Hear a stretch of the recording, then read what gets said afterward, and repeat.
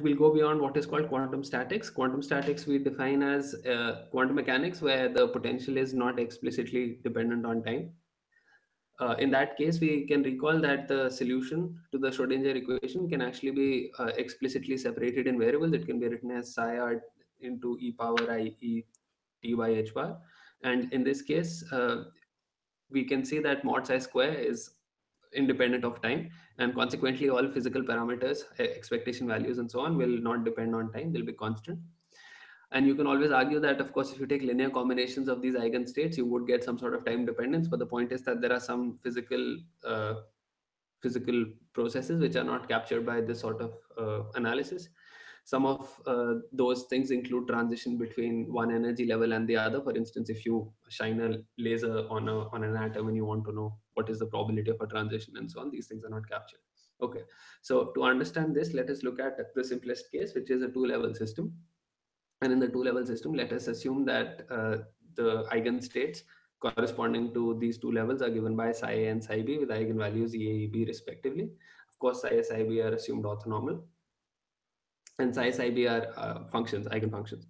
Okay, so now any state can be expressed as a linear combination of psi a, psi b. And so let's assume that we have some state psi 0 at time 0, which is given by this linear combination. Then we know from our earlier analysis that psi at time t will be given by these exponential factors will get added. And now we say that mod psi ca square is the probability that the particle is in state psi a. So if you measure the which state the particle is in, the probability will correspond to c mod ca square. And of course, you can check the normalization. I mean, normalization requires that these two sum to 1, and that is guaranteed by the normalization of psi 0, psi 0. Okay, so far, although there is explicit time dependence, this is not the time dependence we're interested in. We are interested in looking at the time dependence induced by an explicit time dependent part in the potential. So let us say that there is a time dependent perturbation given by h prime t. So you have h plus h prime t, and that explicitly depends on time. Now, since psi a, psi b constitute a complete set, even the any vector can essentially be expressed as a linear combination. So even the solution to this new Hamiltonian system would be given by a linear combination, just that we've added some explicit time dependence in Ca and Cb. And of course, one could absorb the time dependence from the exponentials also inside, but then we want to show that the time dependence in C and CB is in fact induced by the explicit time dependence in H prime, because the other one will anyway be present even in the quantum statics case. Okay, so now we set CA0, C at time 0 to be 1 and CB at time 0 to be 0. So basically we're trying to somehow model what is the probability of a state which starts at the A level and goes to some other level, which is what we want to analyze. And we'll say that it underwent a transition in case you find the part, in case you have CB at T1 equal to 1. Okay, that is the sort of thing we're looking at. So let us just plug in the expressions we have. So we have H psi equal to H bar del psi by del t, standard differential equation for given by Schrodinger. So when you plug in the psi from up here, you would get uh, you would essentially get this expression. So you'll have a H psi e. Okay, let me just zoom it out a little bit. Yes. Okay. So you have to multiply h by psi. So you'll pick out eigen values of psi a. So h0 will give you ea, h0 on psi will give you ea, h0 on psi b will give you eb, and so on. And the other terms uh, are coming from the fact that you have an h prime. So h acts and then h prime acts. So that is the first part. The other part, of course, is for the uh, when you take the derivative, so I h bar del psi by del t, when you take the derivative, you first take the derivatives of CA and CB and leave everything else intact, and then you leave CA like that, and you take the derivative of the psi A e power I in that part. And obviously, since we already know that this solves the original differential equation with CA CB constant, it's not surprising that the first two and the last two terms cancel. And then what is left is the part which is actually going to be the non-trivial part. So that one can write neatly as follows. So you would have a coupled differential equation in CA dot and CB dot, and you would have a couple of factors. Nice thing about this is that CA dot is multiplied by psi A, CB dot is multiplied by psi B, and we can always harness the property that psi A, psi B are orthonormal. So you can take inner products with psi A, psi B, and then from that you can distill out the differential equation for Ca dot and Cb dot, where I have written H prime Ij as the inner product of H prime with the orthonormal vectors of the space. Okay, so then you have an equation for Ca dot and Cb dot as follows. Now, another interesting simplification that will be made on physical grounds is the fact that for most cases of interest, it turns out that your H prime will essentially not have any diagonal elements. The reason for that is, well, it's not a universal thing, so I can't give you a proof, but a typical example is when you have light interacting with the atom. So for that particular case, you would have to write the dipole energy. Well, we know that the dipole energy is given by minus P dot E, where P is the dipole moment, E is the electric field.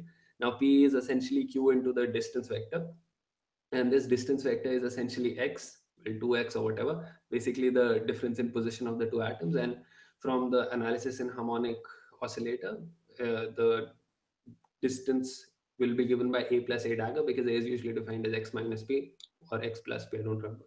So anyway, so once you add them, you should be able to get rid of it. And so then this essentially shows that if you try to take expectation value with say for vacuum or the first excited state, it'll always give you a zero because of the presence of well, non-equal number of A and A dagger in any given term.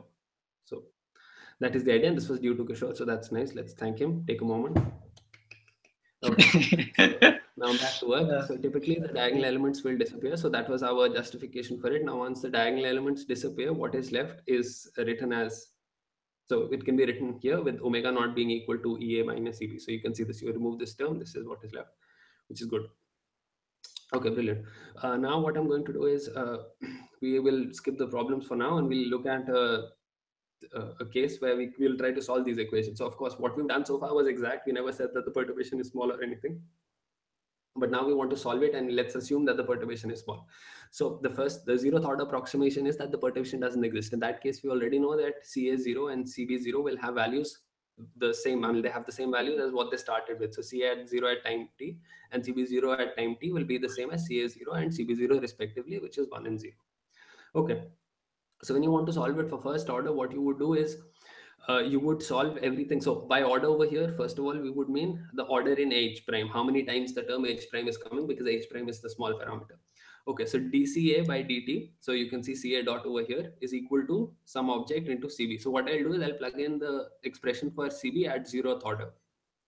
So what will happen is at 0th order, I'll know Ca dot, so I can integrate that and get Ca to first order. Okay, let me say that one more time.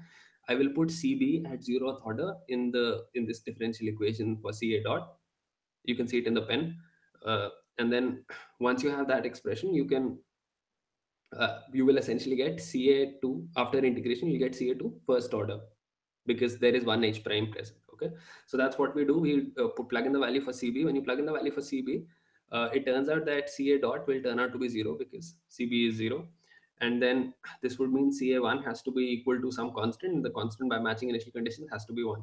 You can do the same thing for Cb dot. So when you do plug in the value for Ca and Cb dot, Ca was 1 to 0th order. So Cb dot to first order will then become Cb dot equal to minus H bar, and that you can integrate. So you'll get Cb to first order as being this object.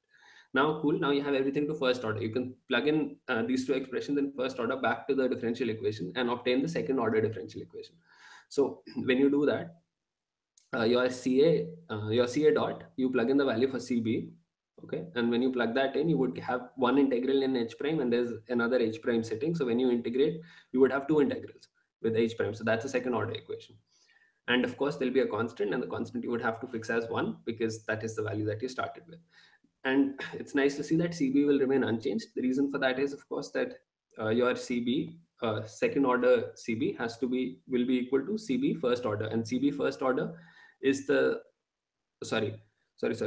Cb dot to second order will be equal to some expression into Ca to first order, and Ca to first order is the same as Ca to the 0th order, which means that the expression that we got for Cb at first order will be the same as the expression for Cb at the second order. If it's not clear, just look at it and stare at it, and it'll be clear in a moment. All right, cool. So that is a procedure which you can repeat to nth order, and you can keep getting n plus 1th order by plugging in the nth order approximation to the right side. And something interesting to note here is, although I do not know the exact reason for this, oops, is that CA is modified for every even order and CB is modified for every odd order. I'll probably think about it and let you know next time. So that's one thing. The other thing is, of course, that you can check the normalization doesn't actually work. You don't get one exactly. However, you would get it to be unity up to the order in which to the nth order in perturbation. So if you're looking at the sum in nth order, you'll get correction. You'll get it one to order n. Okay, so that's all I think we did. And if there's anything to add, Kishore, you can please say it now. And No, thank you, Atul. oh, okay, brilliant. So let's call it off. Thanks.